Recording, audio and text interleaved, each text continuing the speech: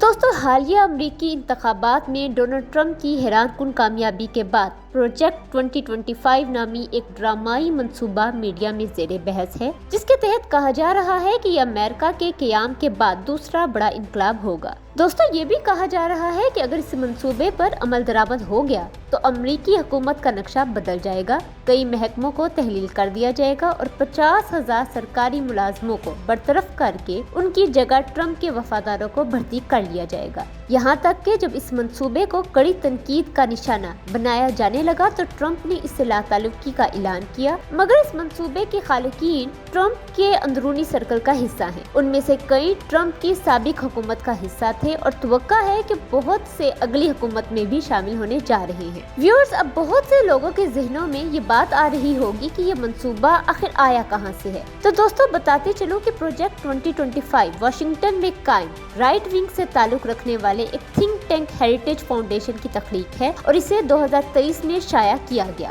تاہم حالیہ مہینوں میں یہ زیادہ زیر بحث آیا جب امریکہ میں صدارتی مہم زور و شور سے جاری تھی۔ مزید بتاتے چلو کہ اس دستاویز کا اصل نام mandate for leadership the conservative promise ہے، تاہم عام طور پر اسے پروجیکٹ 2025 کے نام سے ہی جانا جاتا ہے۔ ویورز، یہ 922 صفحات پر مشتمل دستاویز ہے جسے سینکڑوں افراد نے تیار کیا ہے۔ ان میں ٹرمپ کی سابق انتظامیہ سے منسلک کئی جانے پہچانے نام شامل ہیں۔ جن کو نہیں پتا انہیں میں بتاتے چلوں کہ پروجیکٹ 2025 ایجنڈے میں کئی ایسی پالیسیز شامل ہیں جن پر ریپبلکنز کئی سالوں سے بحث کر رہے ہیں یا ٹرمپ نے خود ان پر زور دیا ہے۔ امیگریشن قوانین کے نفاذ میں اضافہ، غیر ملکی تارکین وطن کے بڑے پیمانے پر ملک بدری اور میکسیکو کی سرحد پر دیوار کی تعمیر جیسے منصوبے پروجیکٹ 2025 میں شامل ہیں۔ اس کے علاوہ تعلیمی نظام میں وفاقی حکومت کی مداخلت میں کمی اور FBI سمیت کئی محکموں کو ختم کرنا شامل ہے۔ یہاں تک کہ اس دستاویز میں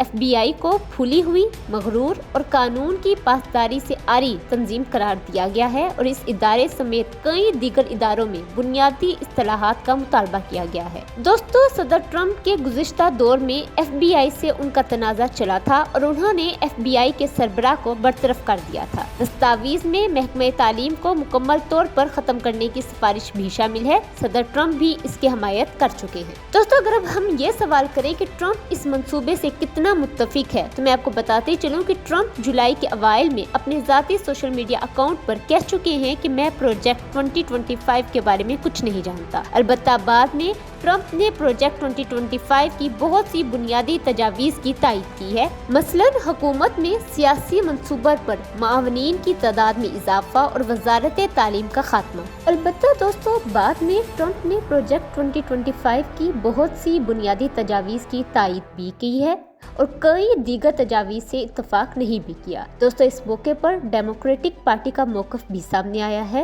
صدر جو بائیڈن کہہ چکے ہیں کہ پروجیکٹ 2025 امریکہ کو تباہ کر دے گا۔ صدر جو بائیڈن کہہ چکے ہیں کہ پروجیکٹ 2025 امریکہ کو تباہ کر دے گا، جبکہ صدارتی امیدوار اور نائب صدر کیملا ہیرس بھی اسے خطرناک منصوبہ قرار دے چکی ہیں۔ دوستو، ڈیموکریٹک پارٹی سے تعلق رکھنے والے سیاستدانوں نے سٹاپ پروجیکٹ 2025 ٹاسک فورس کے نام سے ایک منصوبہ شروع کیا ہے، یہاں تک کہ جولائی 2024 میں امریکن سپریم کورٹ نے قرار دیا تھا کہ امریکی صدر کو اپنے دور اقتدار میں کیے گئے فیصلوں پر قانونی تحفظ حاصل ہوگا۔ دوستو، ٹرمپ کے مخالفین کا کہنا ہے کہ صدر کے اختیار کو مضبوط بنانے کا منصوبہ جولائی کے اوائل میں سپریم کورٹ کا فیصلہ آنے کے بعد خاص طور پر خطرہ ثابت ہوگا۔ دوستو، مجھے امید ہے آپ کو آج کی ویڈیو پسند آئی ہوگی اور مزید ایسی انفارمیٹیو ویڈیوز کے لیے ہمارے چینل کو سبسکرائب کر لیں اور اس ویڈیو کو لائک اور شیئر کرنا نہ بھولیں۔